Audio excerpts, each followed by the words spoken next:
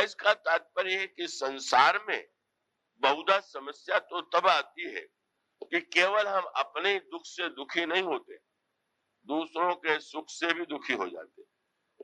अब क्या विडंबना कही जाए, व्यक्ति अपने दुख से दुखी हो तो बात समझ में आता है, पर दूसरे को सुखी देख करके दुखी हो जाए तो ये तो बड़ा भारी संकट हो गया। संसार में अगर किसी के पास अधिक बुद्धि है तो दुखी, पद है तो दुखी, धन है अधिक तो दुखी, कोई दिखाई पड़े अपने से अधिक तो दुखी, तो भाई अब उस व्यक्ति का दुख तो कभी नहीं मिटेगा। वो तो दुख उसका असाध्य हो गया। और उसका अर्थ है कि जैसे आपके परिवार में आप भले ही बड़े जब रहे हो तो परीक्षा में अनुत्तीर्ण हो गए हो, लेकिन आपने भले ही चौथी कक्षा तक की शिक्षा पाई हो, पर आपका पुत्र अगर एमए उत्तीर्ण करके आवे तो क्या आप दुख मनाने लगते हैं क्या कि हाय मैं तो चौथी फेल हो गया था, ये कहां से एमए पास हो गया? आपको यही तो लगता है अरे वाह, ये तो और बढ़िया बात हुई कि मेरा बेटा जो है कब वो ऐसा हुआ। मानो संकेत ये है कि अगर हम सुख की भावना का ये विस्तार तो कम से कम कर लें कि जीवन का लक्ष्य केवल अपना व्यक्तिगत सुख यदि होगा तो परिवार में भी संघर्ष होगा, पति पत्नी में भी होगा, भाई भाई में भी होगा, कहा नहीं होगा और कहा नहीं हो रहा। पर जब हम ये मान करके चलेंगे कि हमारे जीवन का पहला मंत्र तो यही है कि जब हम विचार करें तो वो शब्द जो हमारे यहाँ के मंत्रों का वो मंत्र जो है वो जो व्याख्या की गई जिसमें कहा गया कि सब कुछ करने के बाद प्रार्थना करते थे, सर्वेत्र सुखिनः सन्तु सर्वे सन्तु निरामया सर्वे भद्राणि पश्यन्तु मां कश्चित् दुःख भाग् भवेत्। उन्होंने सब लोग सुखी हों, सब लोग निरोग हों, तो मानो एक उपाय अगर पहले व्यक्ति के जीवन में आ जाए कि अच्छा अपने दुख की बात तो ठीक है, उसका समाधान हम ढूंढेंगे, पर कम से कम दूसरों के सुख को देख करके दुखी होने की प्रवृत्ति तो छोड़ दे। और इसका उपाय यही है कि जैसे बेटे से आपको अपना नाता जब लगता है तो सुख होता है, इसी प्रकार से अगर संसार के अन्य व्यक्तियों से वो नाता आप जोड़ ले और वो नाता आप मान ले, क्योंकि अन्य जो नाते हैं वो तो जाति से जुड़े हुए हैं, वो तो वर्ग से जुड़े हुए हैं, पर एक नाता जो रामायण में बताया गया और वो है कि पूजनीय प्रिय परम जहाते सब मानिए ही राम के नाते।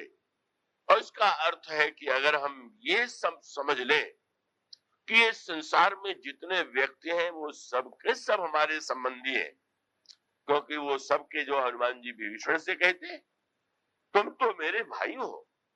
और उसका तात्पर्य है कि अगर तुम इस दृष्टि से विचार करो कि वो तो मेरे देश के नहीं है, तुम इस दृष्टि से विचार करने लगो कि मेरे जाति के नहीं, इनका जन्म मेरी माँ के गर्भ से नहीं हुआ है, तो मैं तुम्हारा भाई नहीं हूं। लेकिन उन्होंने कहा तब हनुमंत कहा सुनो भ्राता और देखी चहूं जानकी माता। जगत जननी सीता ही सारे सृष्टि का जन्म देने वाली है और इस नाते वो तुम्हारी माँ भी है और मेरी माँ भी है, हम दोनों भाई। तो इसका अभिप्राय ये है कि पहला पक्ष तो यही है कि हम दूसरों के दुख से दुखी होना, अगर हम ये मान ले कि ये तो हमारे सगे हैं, हमारे संबंधी है, तो हमको ऐसा लगने लगेगा कि अगर ये सुखी हैं तो हमारे अपने ही।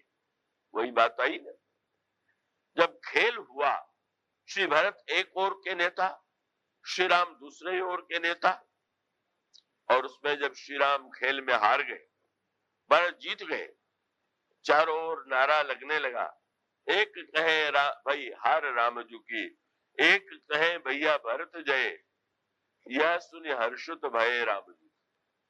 भगवान राम बड़े प्रसन्न हो गए और उन्होंने जब मंगाया दान देने के लिए तो किसी ने ये कहा कि क्या आप आज तक तो नहीं सुना गया है कि हार के उपलक्ष्य में कोई दान देता हो? तो भगवान ने कहा नहीं नहीं, ये दान हार के उपलक्ष्य में नहीं दिया जा रहा है, जीत के उपलक्ष्य में दिया जा रहा है। किसके जीत के? और कह सकते हैं कि अरे आप कहाँ जीते?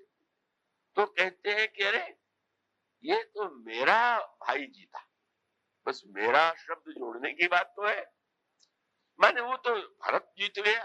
कई जी ने जब कहा कि राज्य तो मैंने निर्णय किया है कि तुम्हें नहीं दिया जाएगा, भारत को दिया जाएगा।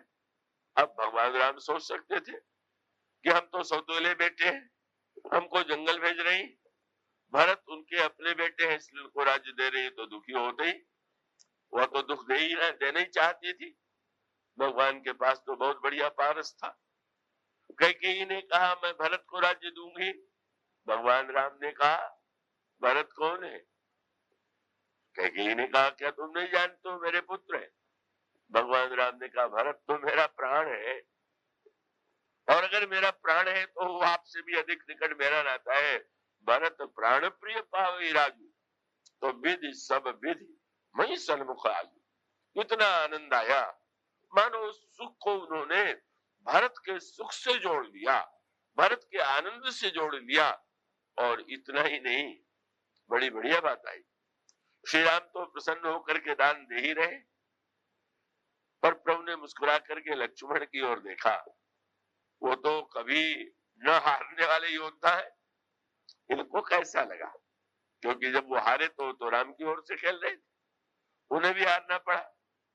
जब उन्होंने श्री राम की, तो भगवान राम ने देखा कि लक्ष्मण तो और भी अधिक आनंद में है, तो पूछ दिया तुम हार पर, भरत की जीत पर इतने प्रसन्न कैसे हो रहे हो? तो उन्होंने बहुत बढ़िया उत्तर दिया। उन्होंने कहा महाराज भरत जीते थोड़ी है, जिताए गए, इसलिए कोई बात नहीं है। अब वो आपने उनको विजय का उपहार दे दिया तो वो कैसे विजेता है?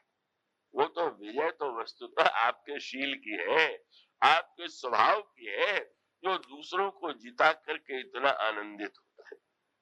तो मानो वह एक सूत्र।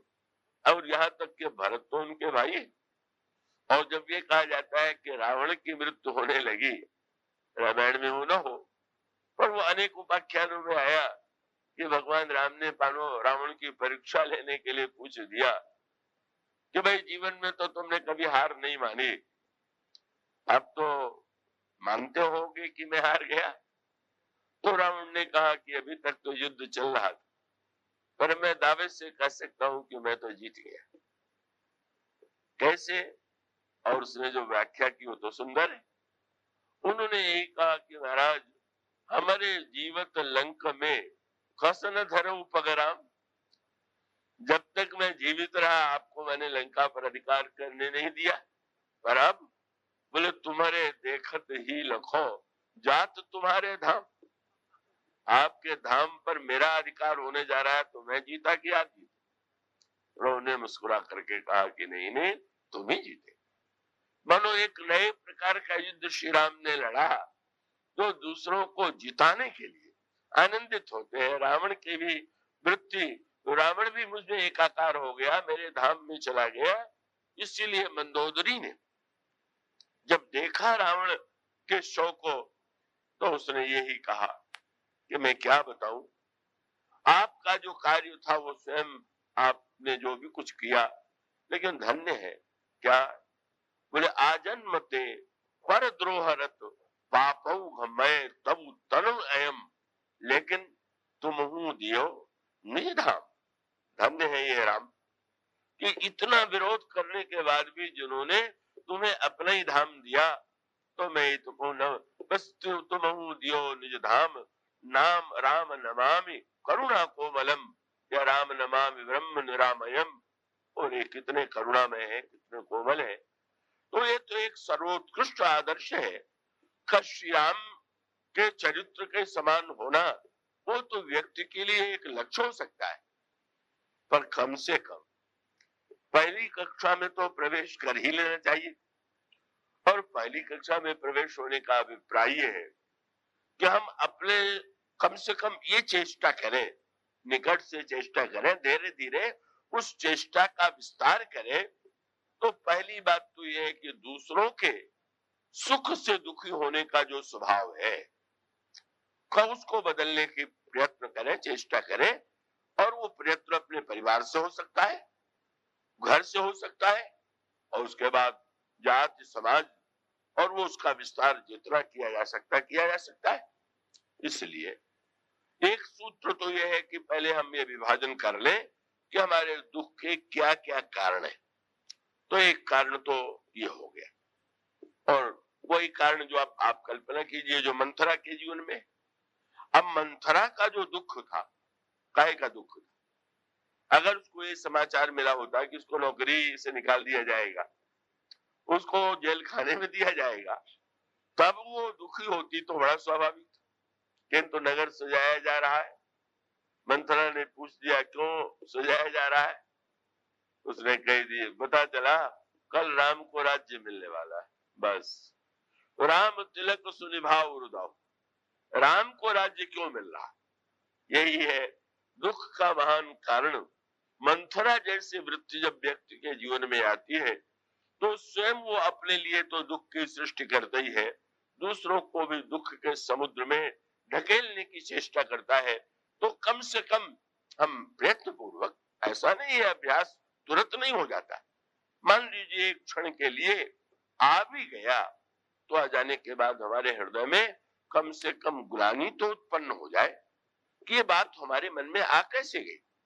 वो स्वामी जी ने लिखा कि जिस समय गुरु वशिष्ठ ने कहा कि राज्य तुम्हें मिलने वाला है, भगवान राम अकेले में बैठे हुए पश्चाताप करने लगे, जन्म एक संग सब भाई, भोजन सैन के लरिकाई, कर्ण भेद उपवीत विवाहा, संग संग सब भय पूछा, विमल वंश या अनुचित को बंधु विहाई बड़े अभिषेको। ये हमारे वंश में नियम अच्छा नहीं है कि छोटे को छोड़ करके बड़े को राजा बनाया जाता है। और गोस्वामी जी ने एक चौपाई और लिख दिया, उन्होंने कह दिया इसको पढ़ करके ही मत चुप हो जाइएगा। कैसा श्री राम का स्वभाव है, कितने उदार है, कितने राम, ये वाहवाही बहुत मत दीजिए, इससे कोई लाभ होने वाला नहीं। वो तो आप सिनेमा में जब जाते ही हैं तो खलनायक के मरने पर आप ताली बजाते ही, पर उस ताली बजाने से खलनायकों को तो मृत्यु हो नहीं जाती, वो तो बाहर समाज में अपना मनमाना कार्य करते रहते हैं। सचमुच जब समाज में खलनायक मिटे, खल वृत्ति मिटे, तो उसका ताली बजाना सार्थक। वो स्वामी जी ने तुरंत लिखा, पढ़ लो इस चौपाई को, भगवान राम के इस पश्चाताप को।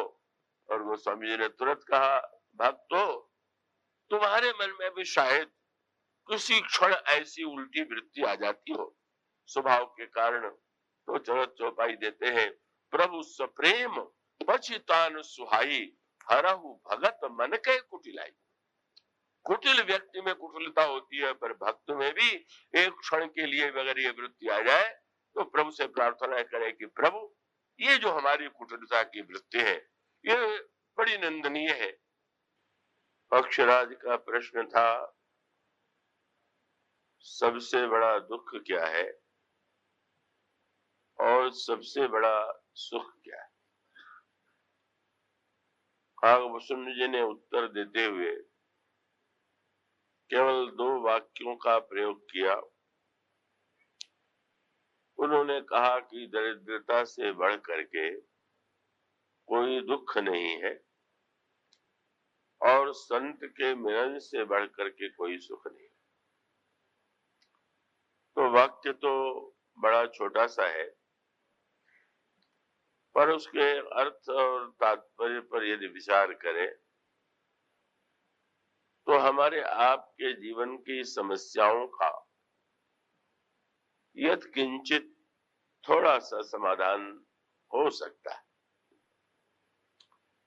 और इसका तात्पर्य ये है कि जैसे शरीर में कहीं पीड़ा हो रही हो तो पीड़ा के कारण का अगर ठीक ठीक ज्ञान हो जाए तो व्यक्ति के लिए उसके लिए दवा देना, दवा खोजना सरल है। और इसीलिए जब आप किसी डॉक्टर के पास जाते हैं प्राचीन काल में जो वैद्यों के पास जाते थे तो वैद्य की जो परंपरा थी वैद्यों की, उसका श्री गणेश यही से होता था कि सबसे पहले रोग का निदान, और रोग का निदान होने के पश्चात फिर व्यक्ति के लिए औषधि और पथ्य की व्यवस्था की जाए,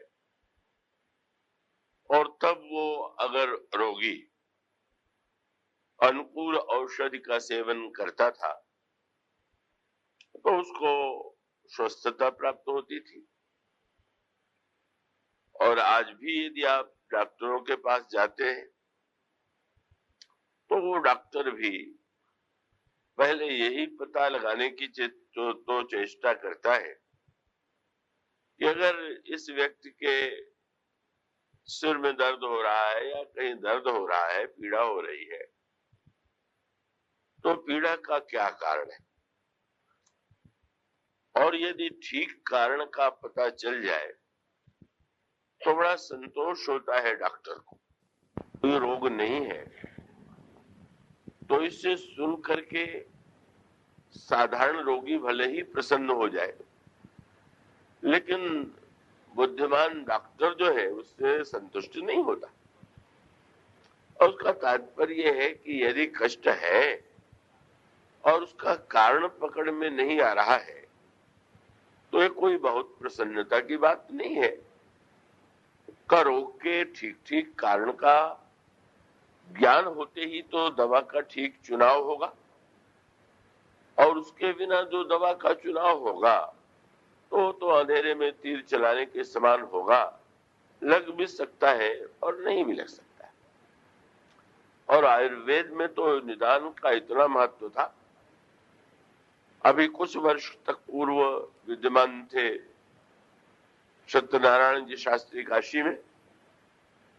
कई बार मैंने भी उनसे औषधि ली, पर उनका एक निश्चित नियम था कि डॉक्टर तो कम से कम ये पूछते हैं क्या रोग है, और यंत्र के द्वारा वो उसका पता लगाते हैं, निदान ढूंढते हैं, पर वे तो रोग की नाड़ी पकड़ते थे और ये कह देते थे कि तुम्हें अभी कुछ नहीं बताना है। और वो नाड़ी के बाद जब वो बताते थे कि तुम्हें ये रोग हुआ है, और यदि रोगी कहीं ये कह दे कि नहीं ये रोग तो मुझे नहीं है, तो क्षमा मांगते थे कि तुम्हारे लिए औषधि दे सकना मेरे लिए संभव नहीं।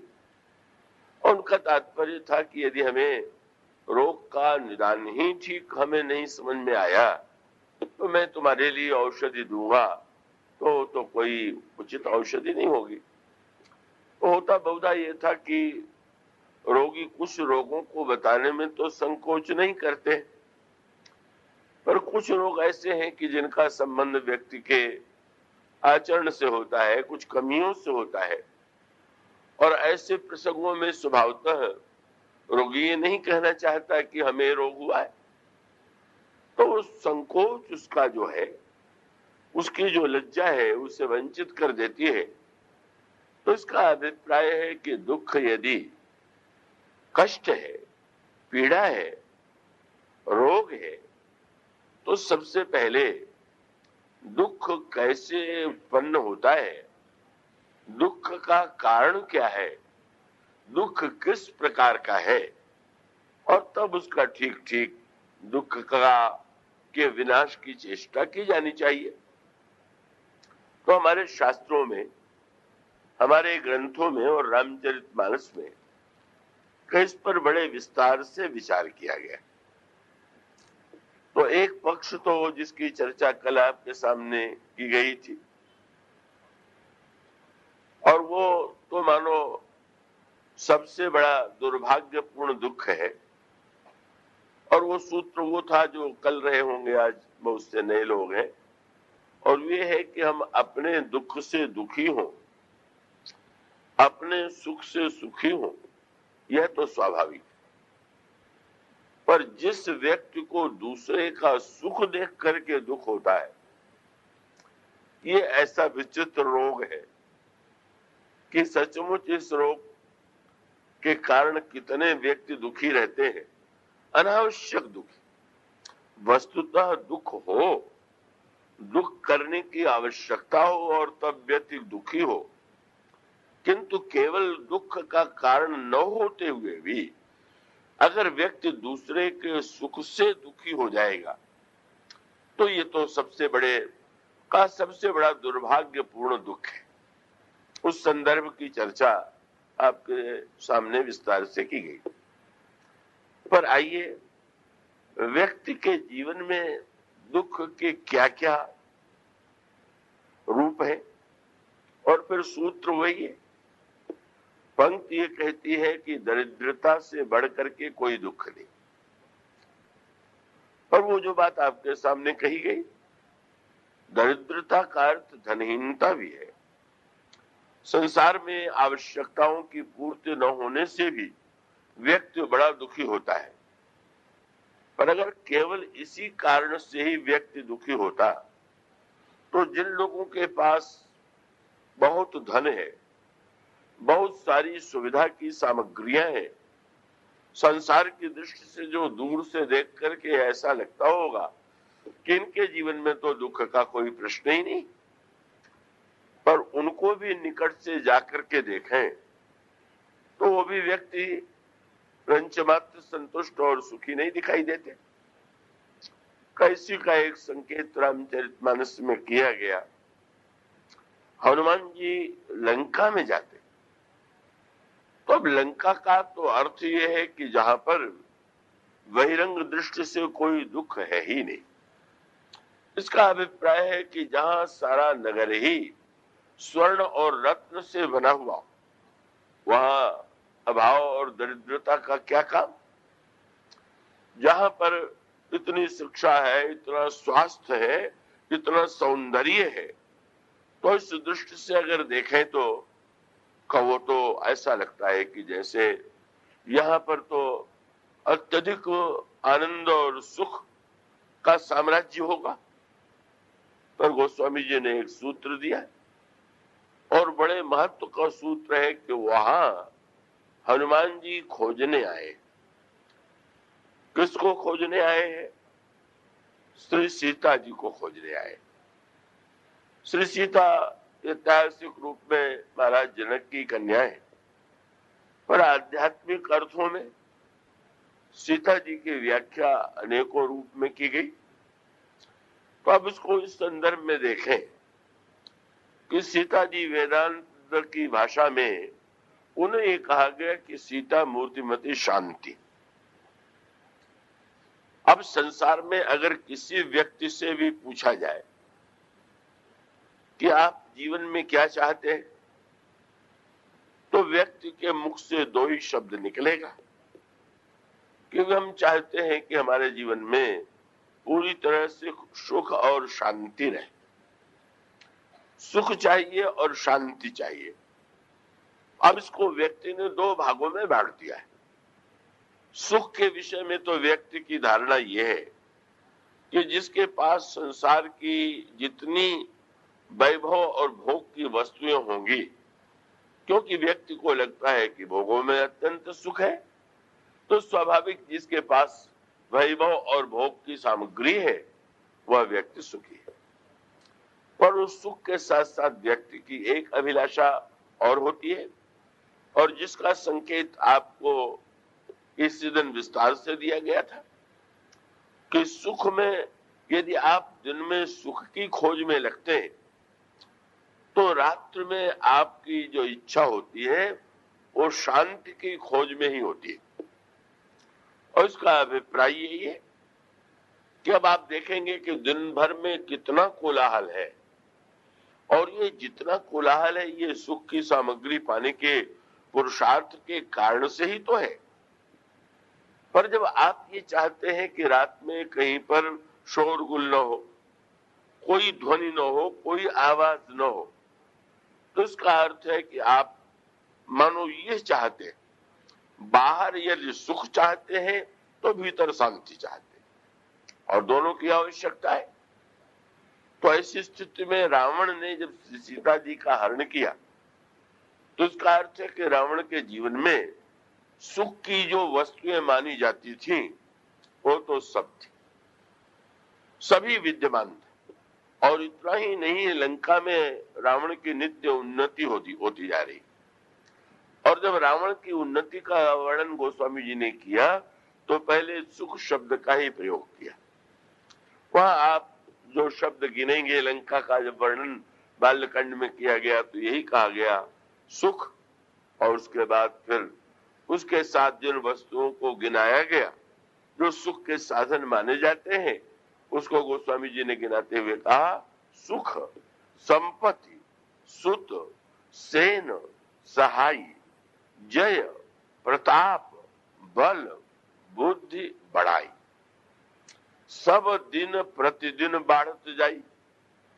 लंका में सुख की सामग्रियों की वृद्धि हो रही है, लंका की संपत्ति दिनों दिन बढ़ती जा रही है, लंका में पुत्रों की संख्या भी अधिकाधिक हो रही है, लंका में विजय भी है, लंका में प्रभुता भी है, और इस तरह से लंका में का प्रत्येक वस्तु निरंतर वृद्धिंगत हो रही। पर गोस्वामी जी ने वहां एक उपमा के द्वारा एक सूत्र दिया, और वो सूत्र संसार में बहुधा जिनके पास बहुत वस्तुएं होती हैं उनके मुख से सुनने को मिलती है। वो भी कभी कभी बहुत से लोग तो मुझसे मिलते ही रहते हैं और बेचारे कहते हैं कि वैसे तो सुख की तो सारी सामग्रियां हैं, पर क्या बतावें, शांति नहीं है मन में, जीवन में शांति नहीं। तो मनुष्य का अभिप्राय है कि व्यक्ति सुख के साथ साथ जब तक शांति न हो तब तक वो सुख का पूरा आनंद ही नहीं ले सकता है, क्योंकि सुख का अनुभव तो इंद्रियों के माध्यम से व्यक्त करने की चेष्टा करता है, पर शांति का जो अनुभव होता है वो तो मन के द्वारा होता है। तो इसका अभिप्राय यह है कि वस्तु सामने विविध प्रकार के भोजन परोस दिए जाए, 56 प्रकार का व्यंजन रखा हुआ हो, और व्यक्ति के मन में अगर बेचैनी है, अशांति है, तो उसको तो भोजन में किसी प्रकार के स्वाद की अनुभूति नहीं होगी। ये सर्वत्र संकेत अनेक दृष्टांतों के माध्यम से दिया गया है। कहा जाता है कि महाराज विदेह जनक के एक मंत्री ने देखा कि महाराज तो वस्त्र और दिव्य वस्त्र पहने हुए, सुंदर आभूषण और मुकुट धारण किए हुए सभा में बैठते हैं, बड़े संसार की वस्तुओं से घिरे हुए, उससे नहीं रहा गया और उसने महाराज जनक से पूछ दिया कि महाराज क्षमा करेंगे, मैं एक प्रश्न करना चाहता हूं कि आपको लोग विदेह क्यों कहते हैं? विदेह का तो अर्थ है जो देह से ऊपर उठा हुआ है। हम तो प्रत्यक्ष देख रहे हैं कि आप तो बिल्कुल सारे वैभव और सुख में ही घिरे बैठे हुए, तो आप विदेह कैसे? महाराज श्री जनक ने कहा, चुप हो गए। पर अगले ही कुछ क्षणों के बाद विदेह ने आज्ञा दी कि इस मंत्री ने जिसने मुझसे प्रश्न किया है उसे मृत्यु दंड दे दिया जाए। अब उस बेचारे को इतना कष्ट हुआ कि अब राजा का स्वभाव ही तो है, मुझे क्या पड़ी थी, मैंने बिना कारण उनसे छेड़ दिया और हमको अब मृत्यु दंड मिल रहा है, बड़ी भूल हो गई। किंतु जब उसको बता दिया गया कि कल का तुम्हें मृत्यु दंड दिया जाएगा, तो उसके बाद सेवकों को, जेलर को आज्ञा दी गई कि विविध प्रकार की वस्तुएं जो है उनके सामने परोसी जाए, पर कह दिया कि कुछ वस्तुओं में थोड़ा हेर फेर भी कर देना। क्या? बोले खीर में जैसे नमक डाल देना, कढ़ी में जैसे चीनी डाल देना, वह व्यंजन विविध प्रकार के हों, और तुम सामने खड़े होकर के कहो कि भोजन करो, और आनाकानी करे तो कह दो कि अगर भोजन नहीं किया तो अभी मृत्युदंड दिया जाएगा।